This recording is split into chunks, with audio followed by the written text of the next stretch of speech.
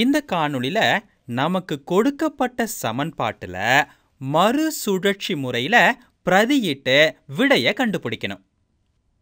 ஏவின் அடிமானம் n சமம் a அடிமானம் n கழித்தல் 1.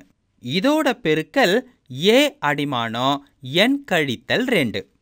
இதையே மற்றொரு வழியில பார்த்தா n-ஓட மதிப்பு n கழித்தல் 1 பெருக்கல் n கழித்தல் 2க்கு சமமானது.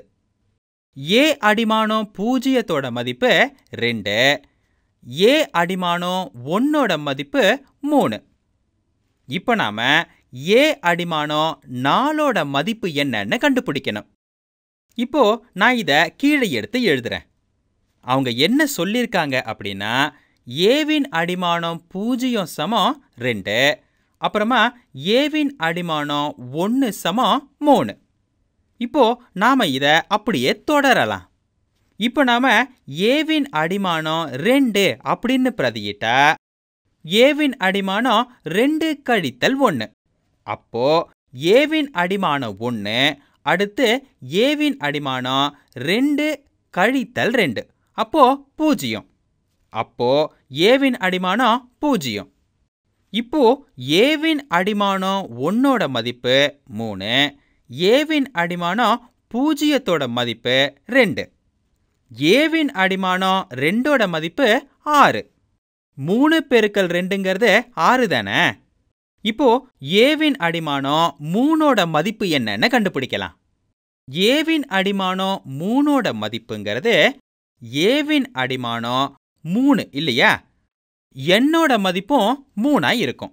அப்படின்னா 3 கழித்தல் 1 சமம் 2, அப்புறமா 3 கழித்தல் 2 சமம் 1. இங்க ஏவின் அடிமானம் n சமம் ஏவின் அடிமானம் 2 பெருக்கல் ஏவின் அடிமானம் 1.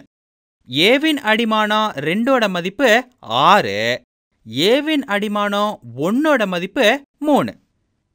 அப்போ 6 பெருக்கல் 3, 6 பெருக்கல் 3ங்கிறது 18 தானே. அப்போ ஏவின் அடிமானம் 3 சமம் 18. இப்போதான் நம்மளோட கேள்விக்கே வந்திருக்கோம். ஏவின் அடிமானம் 4-ஓட மதிப்பை தான் கண்டுபிடிக்க போறோம். இப்போ ஏவின் அடிமானம் 4 அப்படின்னா n-ஓட மதிப்பும் 4 தான். அதாவது 4 கழித்தல் 1ங்கிறது 3, அப்புறமா 4 கழித்தல் 2ங்கிறது 2. இப்போ ஏவின் அடிமானம் 4 சமம் ஏவின் அடிமானம் 3 பெருக்கல் ஏவின் அடிமானம் 2. இங்க ஏவின் அடிமானம் 3-ஓட மதிப்பு 18, அப்புறமா ஏவின் அடிமானம் 2-ஓட மதிப்பு 6. அப்ப இது 18 பெருக்கல் 6. இத மனக்கணக்காவே போடலாம். 6 பெருக்கல் 8ங்கிறது 48. 8 வச்சுக்கிட்டு 10 பெருக்கல் 6 சமம் 60. 60ஓட ஒரு 48 சேர்த்தா 108. அப்படின்னா ஏ அடிமானம் 4-ஓட மதிப்பு 108. இந்த 108 மேல நான் வேற நிறத்துல எழுதுறேன். ஏ அடிமானம் 4-ஓட மதிப்பு 108.